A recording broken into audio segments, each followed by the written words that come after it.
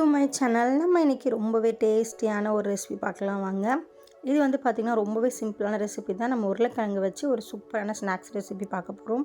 உருளைக்கிழங்கு இருந்தால் கண்டிப்பாக வந்து பார்த்திங்கன்னா இதை ட்ரை பண்ணி பாருங்கள். இப்போ வந்து பார்த்திங்கன்னா ஒரு 5 உருளைக்கிழங்கு வந்து நான் இந்த மாதிரி கட் பண்ணி போட்டு வேக வச்சு எடுத்துக்கிறேன். இந்த மாதிரி கத்தி வச்சு நீங்கள் குத்தும் போது வந்து பார்த்திங்கன்னா நல்லா உள்ளே இறங்கிச்சு, நல்லா வெந்துச்சு அப்படின்னு அர்த்தம். இப்போ வந்து பார்த்திங்கன்னா நல்லா தோல் உரித்து தனியாக எடுத்து வச்சுக்கலாம். இது வந்து பார்த்திங்கன்னா நம்ம நல்லா மேஷ் பண்ணி எடுக்க போகிறோம். ஃபுல்லாக மசிச்சுக்கோங்க. கட்டி இல்லாமல் வந்து பார்த்திங்கன்னா நல்லா கை வச்சு மசிச்சு எடுத்துக்கோங்க. இதுதான் வந்து பார்த்திங்கன்னா நம்ம ஃபஸ்ட்டு செய்ய போகிறது. கண்டிப்பாக வந்து பார்த்திங்கன்னா செஞ்சு கொடுங்க. குழந்தைங்களுக்கு வந்து பார்த்திங்கன்னா ரொம்பவே பிடிக்கும். எங்கள் வீட்டு குட்டீஸ்க்கு வந்து பார்த்திங்கன்னா ரொம்ப பிடிச்சிருந்துச்சு.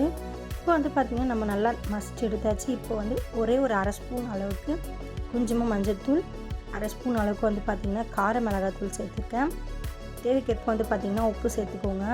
ஒரு 4 ஸ்பூன் அளவுக்கு வந்து பார்த்திங்கன்னா கார்ன்ஃப்ளவர் மாவு வந்து நம்ம சேர்த்துக்கலாம். நல்லா இந்த உருளைக்கிழங்கு வந்து பார்த்திங்கன்னா பைண்ட் பண்ணுறதுக்காக தான் நம்ம வந்து மாவு சேர்க்குறோம். அதுவும் இல்லாமல் வந்து பார்த்திங்கன்னா நம்ம எண்ணெயில் போட்டு ஃப்ரை பண்ணும்போது ரொம்ப கிறிஸ்பி அண்ட் டேஸ்ட்டாக சூப்பராக இருக்கும். கண்டிப்பாக செஞ்சு பாருங்கள். நீங்கள் வந்து பார்த்திங்கன்னா குயிக்காகவே இதை செஞ்சிடலாம். நல்லா வந்து பார்த்திங்கன்னா இதை ஒரு சப்பாத்தி மாவு மாதிரி நல்லா பரட்டி எடுத்துக்கோங்க. பார்த்திங்கன்னா இந்த மாதிரி இருக்குது. இப்போ இதை கொஞ்சம் கொஞ்சம் சின்ன சின்ன பால்ஸாக எடுத்து நீட்டாக வந்து பார்த்திங்கன்னா பரட்டி எடுத்துக்கோங்க. இந்த அளவுக்கு இருக்கணும். இந்த மேலே வந்து பார்த்திங்கன்னா இந்த மாதிரி கை வச்சு ப்ரெஸ் பண்ணிக்கோங்க. நம்ம வந்து பார்த்திங்கன்னா இப்போ ஒரு ஸ்கொயர் ஷேப் பண்ண போகிறோம். அதனால் வந்து நான் இந்த மாதிரி கை வச்சு ப்ரெஸ் பண்ணிக்கிறேன். இந்த மாதிரி ஸ்பூன் யூஸ் பண்ணி நீங்கள் வந்து இந்த மாதிரி சின்ன சின்ன ஹோல் வர மாதிரி பார்த்துக்கோங்க.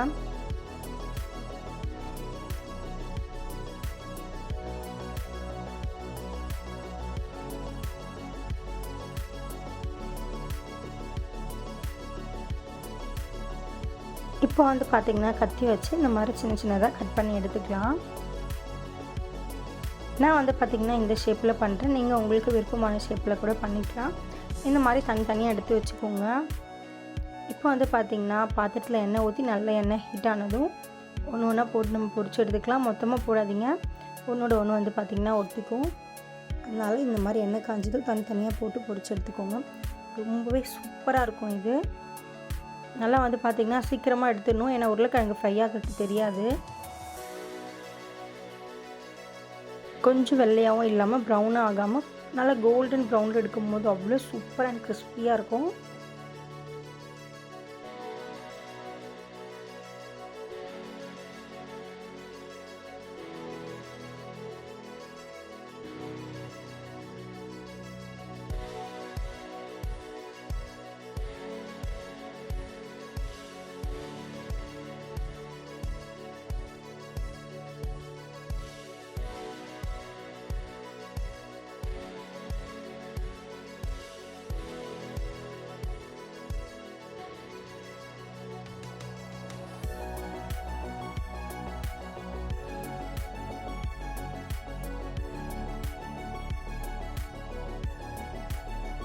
இந்த மாதிரி டைமில் வந்து பார்த்திங்கன்னா நம்ம எடுத்துடலாம். பார்க்கவே எவ்வளோ சூப்பராக இருக்குது பாருங்கள். இது மேலே வந்து பார்த்திங்கன்னா கொஞ்சமாக சால்ட் அண்ட் மிளகாத்தூள் வந்து நீங்கள் சேர்த்து ஆட் பண்ணும்போது அவ்வளோ டேஸ்ட் அண்ட் சூப்பராக இருக்கும். சின்ன குழந்தைங்களுக்கு கொடுக்குறீங்க அப்படின்னா நீங்கள் வந்து மிளகாத்தூள் வந்து ஆட் பண்ண வேண்டாம்.